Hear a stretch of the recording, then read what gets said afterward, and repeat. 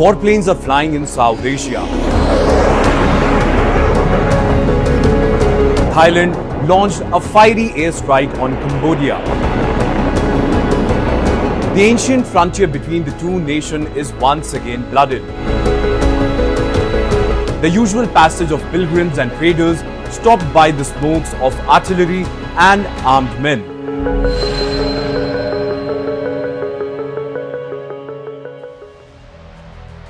A dispute for centuries in making has reignited around the rugged mountains on the border, where each nation claims dignity, heritage, and sovereignty. As we reflect on these troubled days, the question that haunts many in Southeast Asia is whether this latest flare-up will remain a tragic footnote or spiral into catastrophe, a full-scale war with far-reaching consequences.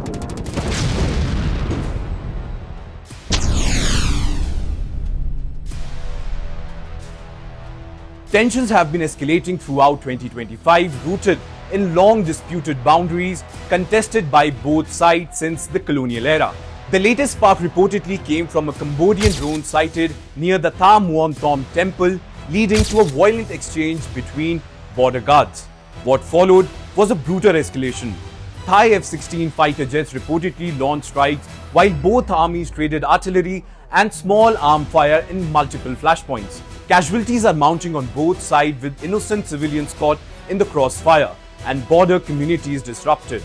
The diplomatic situation has also deteriorated with breathtaking speed. Ambassadors were recalled, border crossings snapped shut, and severe restriction imposed on trade and communications. Blame for initiating the violence is hotly disputed, with each government accusing the other of incursion and illegal mines, some of which have allegedly maimed Thai soldiers. In fact, the ancient temples at the heart of this very dispute are the symbol of both national pride and bitter grievance, making compromise painful exclusively between the two nations.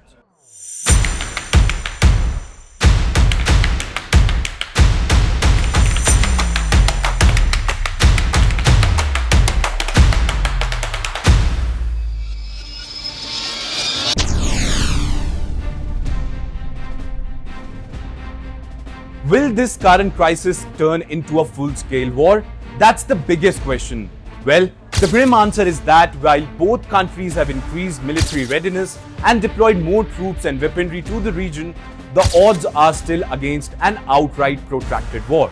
The Royal Thai government is prepared to intensify our self-defense measures if Cambodia persists in its armed aggression and violations upon Thailand's sovereignty, in accordance with international law and principles. Thailand, with its significant greater military capabilities, including a robust air defense and better logistics, could quickly overpower Cambodia in symmetrical conflict if no help arrives.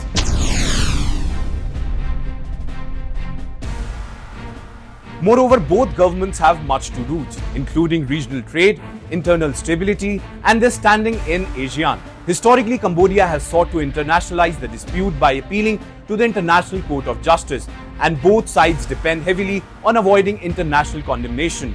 Yet history also teaches us that nationalist fervor and political miscalculations can ignite larger catastrophes. In fact, the deployment of advanced weaponry and the targeting of civilian areas elevate the further risk of escalation, potentially beyond the government's control. If against all odds full-scale war does break out, the alignment of regional powers would likely follow long-established geopolitical fault lines. But ASEAN as a bloc would almost certainly try to enforce a ceasefire or act as mediatory rather than taking sides directly. In summary, this border flare-up is a dangerous reminder of how history, nationalism, and politics can combine to threaten peace in Southeast Asia. While a full-scale war remains unlikely, the risk of escalation and international entanglement persists as long as old wounds fester along these very frontiers. Both nations and neighborhoods stand to lose far than more grounds gained, making urgent, sincere diplomacy the only viable path forward.